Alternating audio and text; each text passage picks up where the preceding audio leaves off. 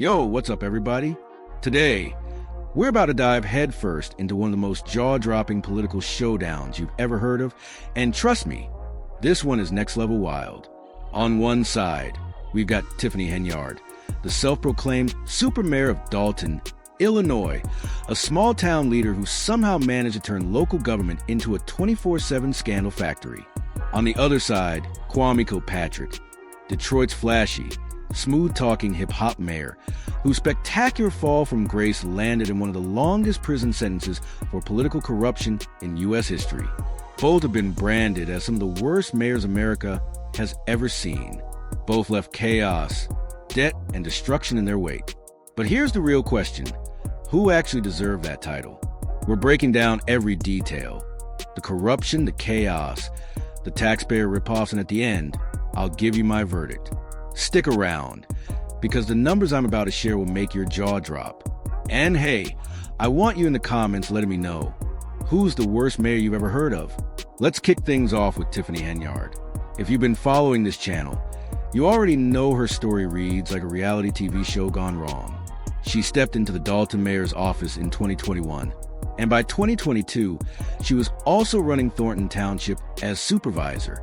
That gave her a combined salary of a staggering $347,000 a year. In a town where the median household income sits around $54,000. Right out of the gate, the spending scandals started piling up like bad poker debts. In 2023 alone, Dalton's credit cards lit up with $779,638 in questionable charges. We're talking $171,000 blown on trips to Vegas, Atlanta, and New York City. Another $50,000 went toward ice tiles for a skating rink nobody asked for. She flew first class.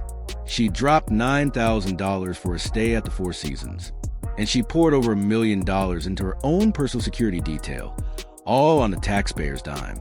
Her nonprofit, Tiffany Henyard Cares, didn't exactly live up to the branding either. In 2024, the Illinois Attorney General shut it down, accusing it of misusing public funds. That same year, local business owners started coming forward with stories that sounded more like shakedowns than public service.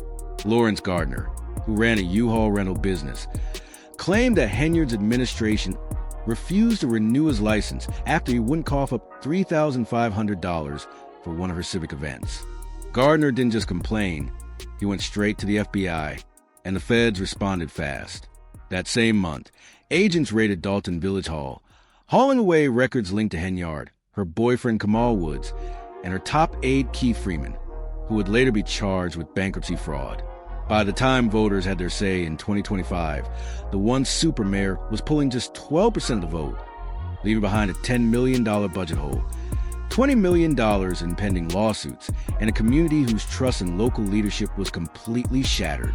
Now, let's shift the spotlight to Kwame Kilpatrick, a man who, for a brief moment, looked like the future of American politics.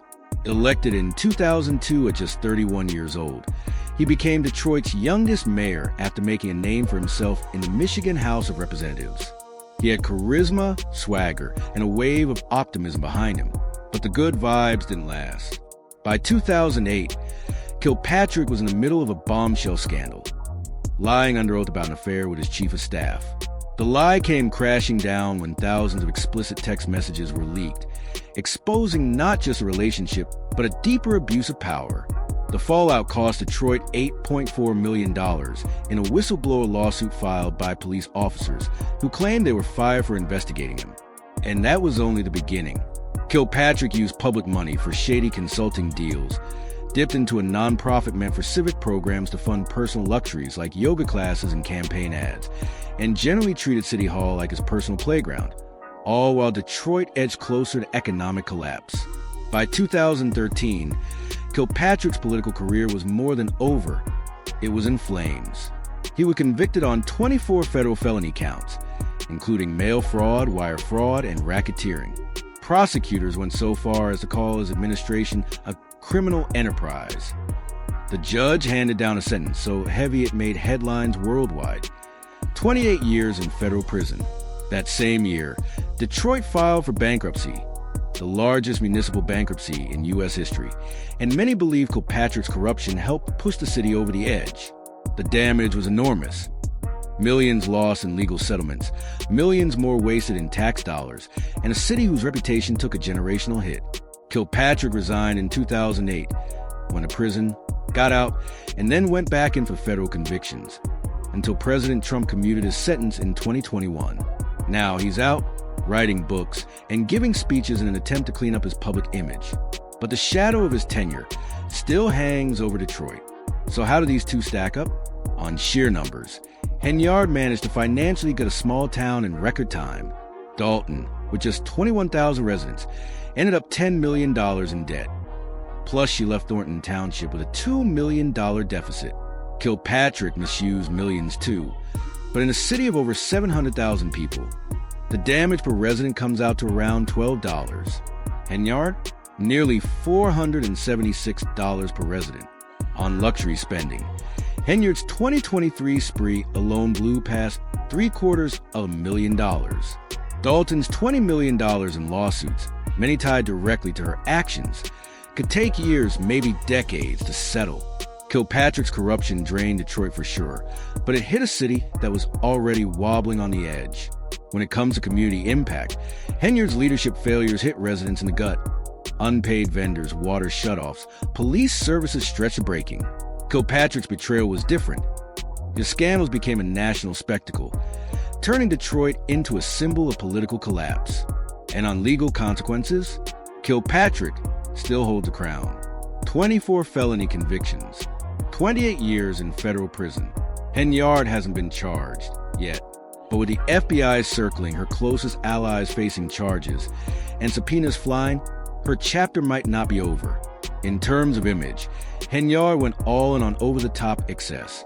The gold-plated microphone, the $85,000 parties, even a $99 tell-all autobiography in 2025 to defend herself.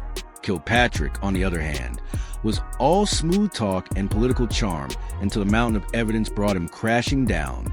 Today, Henyard's hinting at a political comeback, while Kilpatrick's working the speaking circuit. Both remain in the public eye. But my verdict? Kilpatrick still takes the title. The scale of his corruption, the damage to Detroit, and that record-breaking prison sentence keep him ahead for now. Henyard's destruction per capita might be worse. But until she's convicted, she hasn't quite crossed that same legal line yet. And that's where we wrap it. 2 mayors, 2 cities, and one massive reminder how dangerous unchecked political power can be. Dalton is now under new leadership, with Mayor Jason House working to rebuild trust. Detroit is still recovering from the wounds of past corruption. But this story isn't over. Henyard's FBI investigation is ongoing, and Kilpatrick's public reinvention is still playing out. I'll keep you posted as the next twists unfold. So hit that subscribe button, smash the bell icon, and drop your comment below. Henyard, Kilpatrick, or someone else entirely? Who's the worst mayor in U.S. history? And if these stories blew your mind, make sure you smash that like button. The next one is going to be even crazier.